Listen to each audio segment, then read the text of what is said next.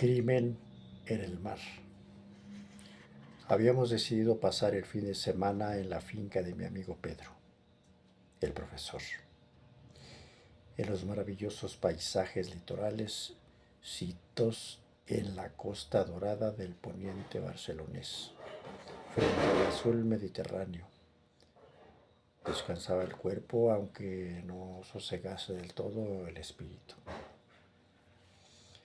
Allí tiene ese mar, donde se han producido 100.000 navales y tragedias, declamaba irónico mi amigo.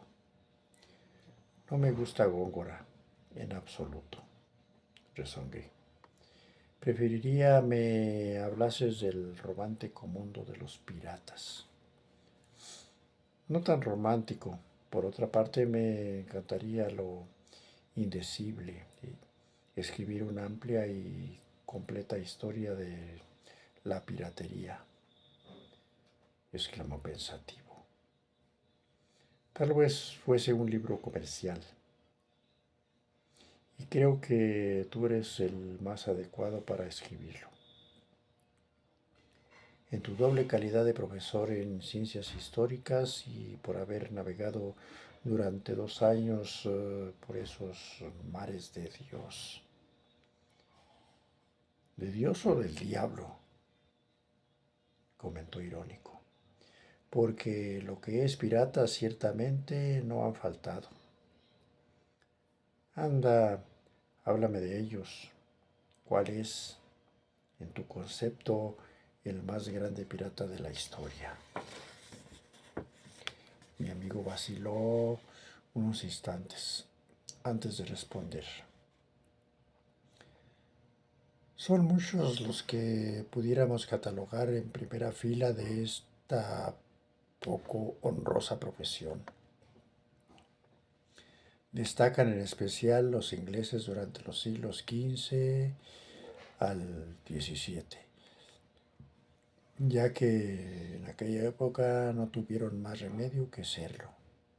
En realidad la piratería británica ya era célebre en el siglo XV, pero en el XVI adquirió caracteres patrióticos. A propósito, háblame de la rebelión de la Bounty, que ahora con la película vuelve a estar de moda. Esa rebelión siempre estará de moda, replicó sonriendo, porque ha sido uno de los episodios más dramáticos y pintorescos de la historia de la navegación. Te describiré extensamente aquel acontecimiento si así lo deseas, pero antes quizá convendría te hablase de algunas notables figuras de la piratería inglesa, de John Hawkins y Francis Drake, por ejemplo. Como quieras, yo asentí ordenando mis cuartillas. Debemos reconocer, a pesar de que María Tudor e Isabel I de Inglaterra estuvieron oficialmente en paz con España, que los comerciantes ingleses y la gente de la City no tenían ningún motivo ni obligación de respetar unos acuerdos que les incluían de las regiones más ricas del mundo, en aquel entonces las Indias. Una sola esperanza les quedaba a los mercaderes británicos,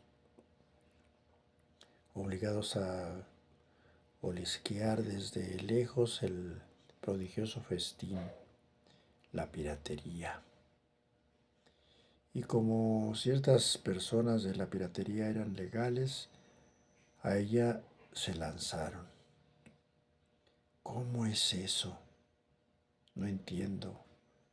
¿Legal la piratería? Hasta cierto punto sí.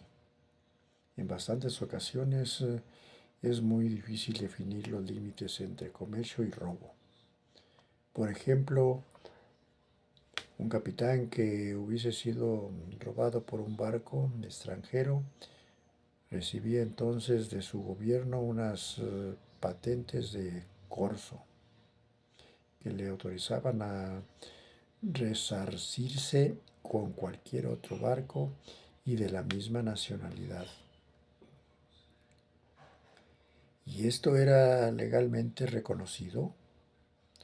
Oh, sí.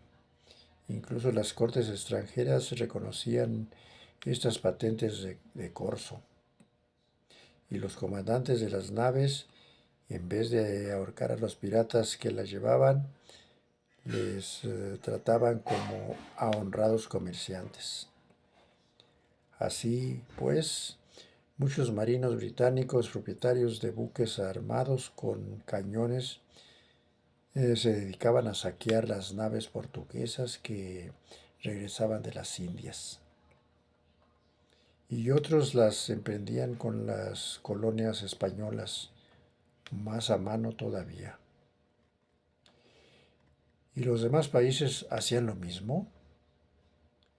Poco más o menos. Los franceses también piratearon lo suyo.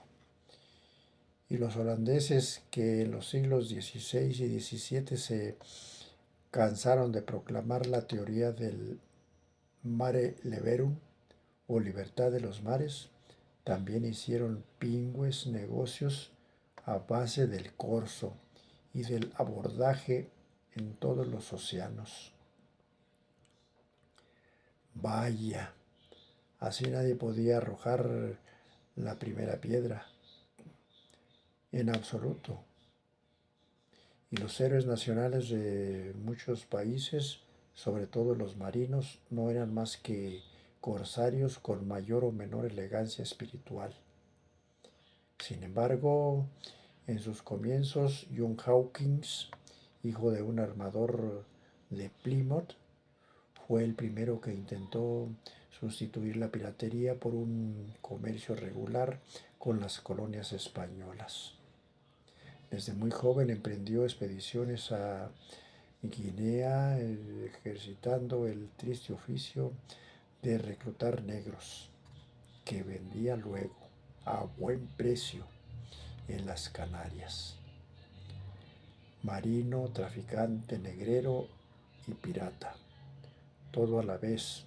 Decidió en 1562 trabajar por su cuenta y se apropió de un lote de esclavos que cambió en las colonias españolas por azúcar y ginebra. No está mal. Este primer negocio le convirtió en el hombre más rico de Plymouth. Pero el segundo viaje le convirtió en el más rico de Inglaterra. Y siguió así.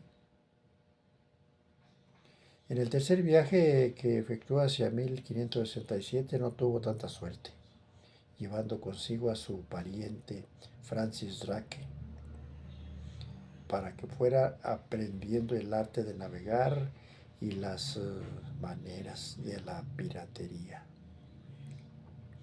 Emprendieron una expedición a México. Para abastecerse, fondearon en el puerto de San Juan de Ulúa, donde se hallaba la flota española.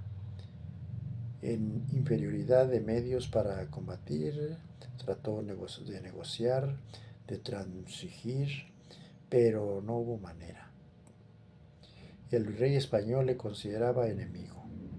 A su regreso a Inglaterra llevó una queja a la reina, pero Isabel I declaró solemnemente en el consejo que Hawkins había sido o había cometido un error, que las posesiones españolas debían de ser respetadas y que si algún marino inglés violaba los tratados, lo hacía a su cuenta y riesgo.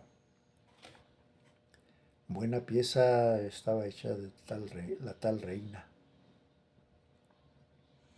Desde luego, pero fue una mujer que se trazó una línea política realista e inteligente y obraba en consecuencia. A tal efecto, inmediatamente tomó a Hawkins a su servicio. Hizo grandes elogios de él y le nombró tesorero de la flota, a cuya organización el corsario aportó toda su valiosa experiencia, que es lo que se trataba de demostrar precisamente. Bueno, y el pirata Drake,